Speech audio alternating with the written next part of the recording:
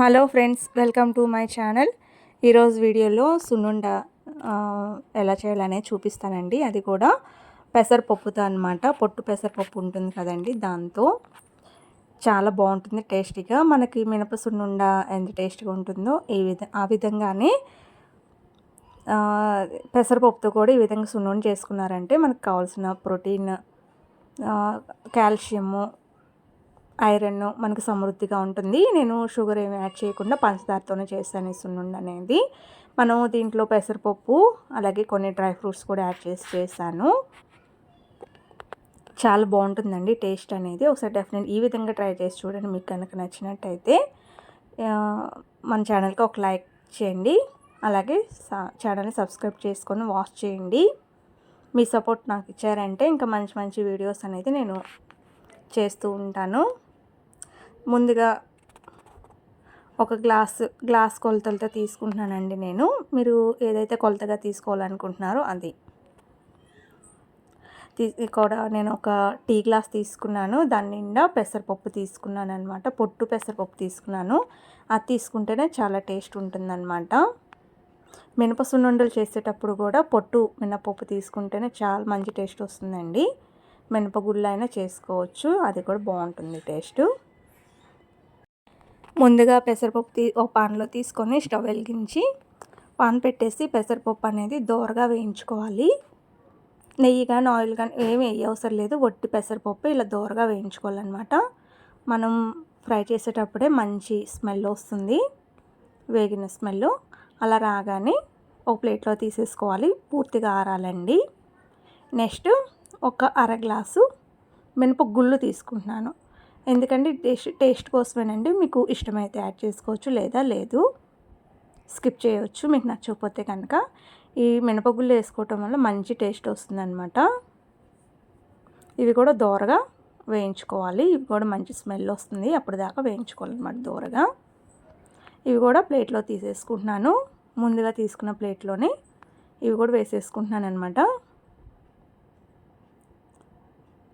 చూసారా, colour change అయింది కదా. ప్లేట్లో తీసేసుకోవాలి.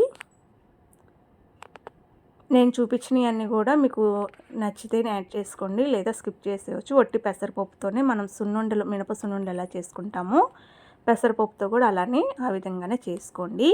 నేను ఇవి ఎక్స్ట్రాగా యాడ్ చేసుకుంటున్నాను అంతే. మీకు నచ్చితే చేసుకోవచ్చు, లేదా స్కిప్ చేసేయచ్చు అనమాట. ఇక నేను ఒక స్పూను పల్లీలు తీసుకున్నానండి. పిల్లలకి హెల్త్కి మంచిదని చెప్పి నేను ఇలా డ్రై ఫ్రూట్స్తో చేసుకుంటున్నాను అనమాట సున్నుండ. డైరెక్ట్గా తినమంటే తినరు కదా పిల్లలు, అందుకని చెప్పి ఈ విధంగా చేసుకుంటున్నాను.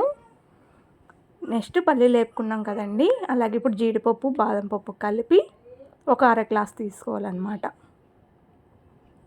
అంటే జీడిపప్పు ఒక 15, బాదం పప్పు ఒక 15 తీసుకొని అవి కూడా దూరగా వేయించుకొని ప్లేట్లో తీసుకొని పక్కన పెట్టుకోవాలి.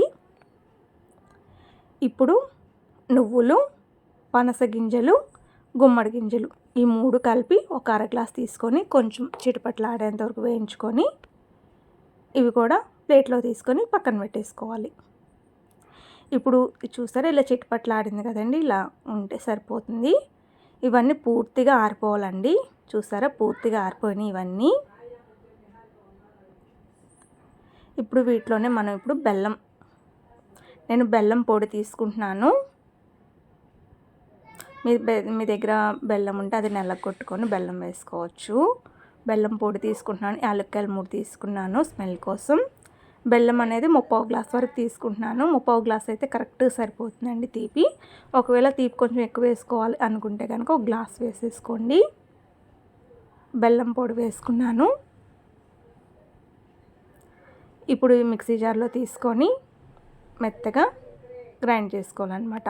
మనం సున్నుండలకు కనుక ఎట్లా చేసుకుంటామో పౌడర్ ఆ విధంగా చేసుకోవాలన్నమాట. కొద్దిగా లైట్ బరక ఉండేలాగా చేసుకోవాలి.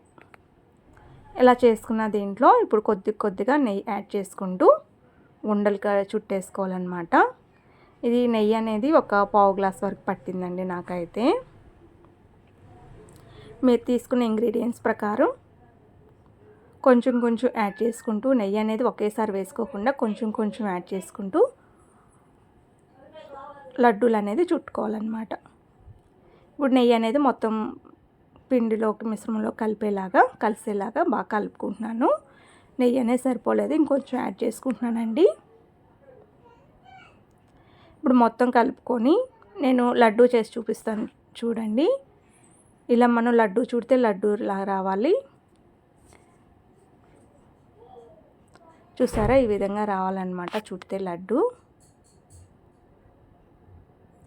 ఇలా నొక్కేసారంటే విడిపోవాలన్నమాట. ఆ విధంగా ఉంటే పర్ఫెక్ట్గా వచ్చినట్టు అనమాట.